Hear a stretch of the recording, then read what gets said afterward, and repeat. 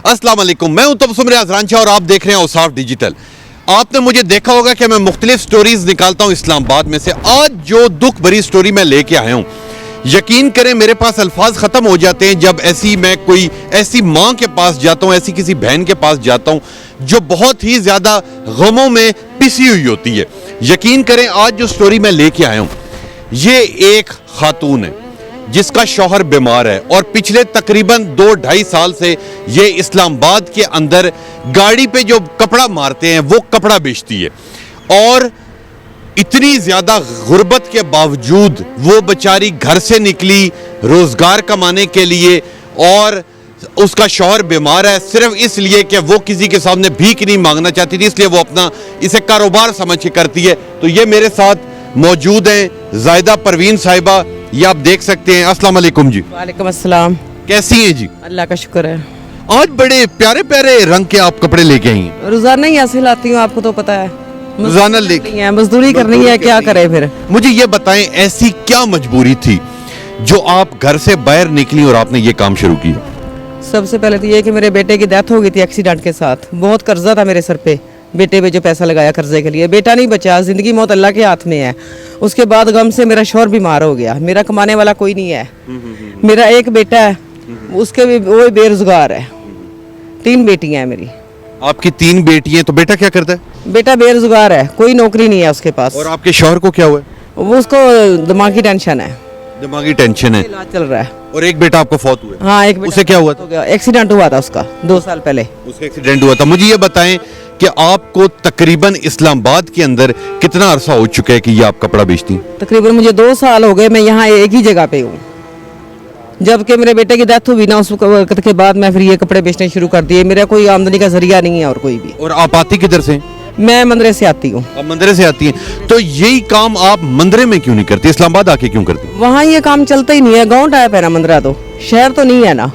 तो गाँव में तो आपको तो पता ये चीज़ें नहीं चलती ना। तो मुझे ये बताएं कि हर रोज कितनी कमाती हैं और कितना आपका इससे गुजारा हो जाता है घर का? बस गुजारा तो मुश्किल से होता है। 900, 1000, 1200 इतना बन जाता है मेरा। लेके जाती हूँ, चूल्हा जलता है, शोर की दवाइयाँ लेनी होती हैं हफ्ते बाद। कुछ जोड़ जमा करके दवाइयाँ लेती हूँ, कुछ घर का निज़ाम चलाती हूँ। क्या करूँ फिर? घर भी रेंट का है। अभी 5 माह से मेरे पास रेंट नहीं दिया गया। बहुत मजबूर हूँ मैं, क्या करूँ? बहुत मजबूर है। मुझे ये बताएं कि रोजाना आप मंदरा से इस्लामाबाद आती हैं, फिर इस्लामाबाद से वापस घर जाती हैं, कितना खर्चा आता है और रोजाना की आपकी इनकम कितनी है जो ये आप कपड़ा बेच के करती हैं?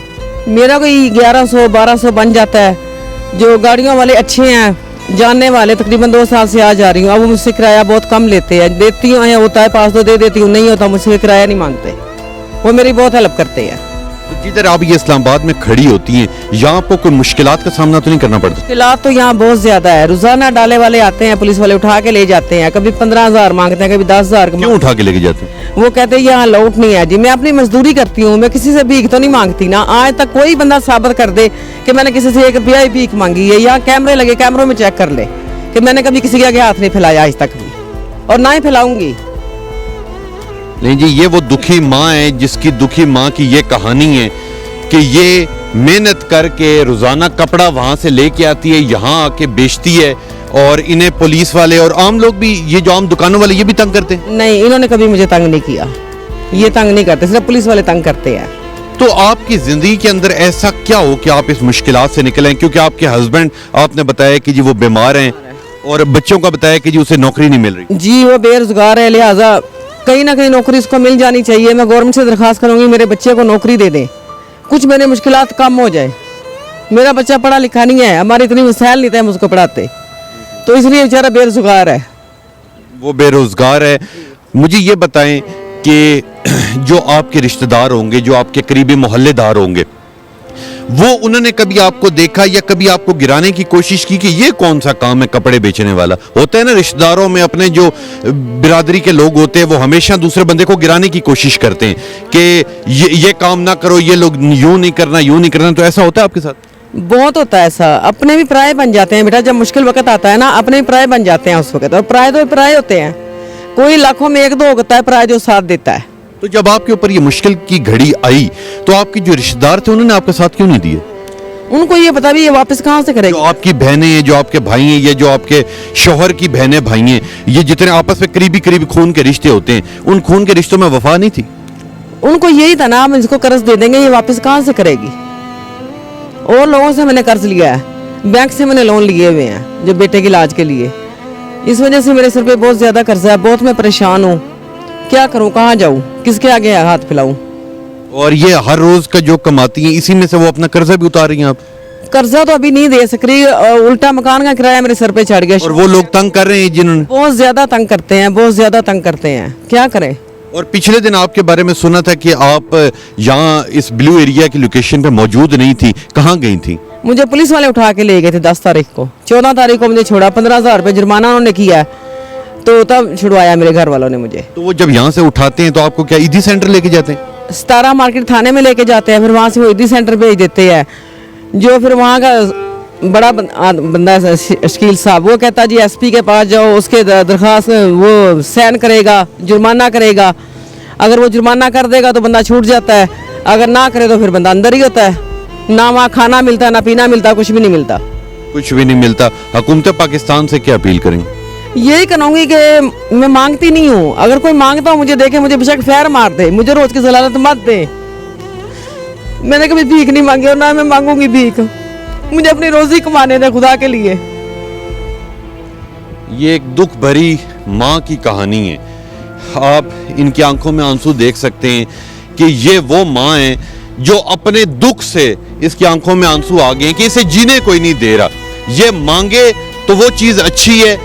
मुझे ये बताएं कि आप इतना रो रही हैं, यकीन करें मेरे पास अल्फाज ख़त्म हो जाते हैं। ठीक है, अल्लाह करे, मेरी दुआएं आपके साथ हैं कि अल्लाह करे आपकी ज़िंदगी के ऊपर ये मुश्किलात ख़त्म हो जाएं। वैसे आपके ऊपर कर्जा है कितना? 20 लाख रुपए मेरे सर पे कर्जा है, जो आपने अपने मियाँ के इलाज के लिए लिए? बेटे के इलाज के लिए पहले लिए, फिर मियाँ के इलाज के लिए बैंक से लोन लिए है। मियाँ को आपको क्या फालिज हुआ? नहीं, फालिज नहीं है, जब का बेटे की डेथ हुई है ना, 21 साल का मेरा बेटा जिसकी डेथ हुई है, उसकी वजह से, टेंशन की वजह से बीमार है, दिमाग की हालत ठीक नहीं है उनकी, उनका इलाज चल रहा है। और अगर पुराने वक्त की बात की जाए तो आपके ऊपर भी अरूज था? बहुत था, अच्छा वक्त बहुत देखा है, अब बुरा वक्त है, अब क्या करे, हालात का मुकाबला तो करना चाहिए इंसान को। अच्छा वक्त भी आपने देखा जब आपके हस्बैंड ठीक थे? हस्बैंड ठीक था, मेरा बेटा जिंदा था, मेरा माशाल्लाह बेटा लाई कटर मिल में काम करता था, 40-45 हज़ार रुपये वो खुद कमाता था, मैं कभी घर से बाहर नहीं निकली थी। अब जबकि बेटे की डेथ हो गई है, शोहर बीमार है, तो क्या करूं, कौन देता किसी को, कोई एक टाइम का खाना नहीं देता। नहीं जी, ये ज़ायदा परवीन थी। आप इनकी आंखों के जो इनके आंसू निकल रहे हैं, इन आंसुओं की कोई कीमत नहीं है। यकीन करें कि मेरा अपना दिल भर आया है कि ये एक ऐसी माँ, और इस तरह की लाखों माएँ होंगी जो इस मुल्क के अंदर मौजूद हैं, जो भीख नहीं मांग रही, वो अपनी रोजी कर रही हैं। और उस रोजी के अंदर भी हम लोग इतने बदबख्त लोग हैं कि हम इनकी रोजी के अंदर भी टांग अड़ा रहे हैं कि ये बता रही हैं कि मुझे 4 दिन हो गए हैं, मुझे पुलिस वाले ले गए, वहाँ जाके 14,000 रुपया मेरे से उन्होंने लिया रिश्वत के तौर पे, और फिर ये बाहर आई और ये ब्लू एरिया के अंदर यहाँ पे मौजूद होती हैं। यहाँ पे आप इनका देख सकते हैं, ये ज़रा खोल के दिखाइएगा, ये कपड़ा है। जो लोग जिनके पास गाड़ियां हैं वो ये समझ जाते हैं कि ये गाड़ियों पे मारने वाला ये इन्होंने कपड़ा रखा होता है। और ये एक कपड़ा कितने के? 50 का। और ये लेती कितने के? ये मैं 400 की दर्जन लेती हूँ कि 600 की दर्जन बिकती है, मैं 2-3 दर्जन मेरे बिक जाते हैं। 2-3 दर्जन बिक जाते हैं जी, तकरीबन एक दर्जन से 200-100 रुपया ये मजदूरी कर रही हैं। इन्हें जीने दें। और इस तरह की लाखों माएँ, और इनके अगर मसाइल सुने, इनके शौहर बीमार, बेटे को नौकरी नहीं लग रही, एक बेटा फौत हो गया, एक मेरा ख्याल छोटी बेटी आपकी? 3 बेटियां मेरी। 3 बेटी, वो पढ़ रही? हाँ पढ़ रही है। वो छोटी पढ़ रही है, उनकी फीस, उनका खाना पीना, उनकी रिहाइश, घर भी आपका किराए पे? किराए पे है घर भी इनका किराए के ऊपर है। ये तमाम चीजें समझ लें, इस पूरे घर के अंदर ये वाहिद खातून है जो कमा रही है, और इसे तो कमाने दो, खुदा का वास्ता इन्हें तो कमाने दो। मैं वज़ीर-ए-आज़म पाकिस्तान से अपील करता हूँ, और जितने इस्लामाबाद के बड़े बड़े ओहदेदार हैं सबसे अपील करता हूँ कि इस माँ को तंग ना किया जाए, बल्कि इसकी जो मुश्किलात हैं उसके अंदर आप लोग इजाफा करते हैं, उसके अंदर कमी लाएं, बल्कि ऐसे लोगों के लिए कोई ना कोई एक अच्छा रोजगार ढूंढ के दें ताकि ये लोग अपना काम आसानी के साथ कर सकें। इंशाल्लाह मिलेंगे आपसे एक और किसी कहानी के साथ। तब तक के लिए अपने मेज़बान तबस्सुम रियाज रांझा को दीजिए इजाज़त। अल्लाह नेगेबान।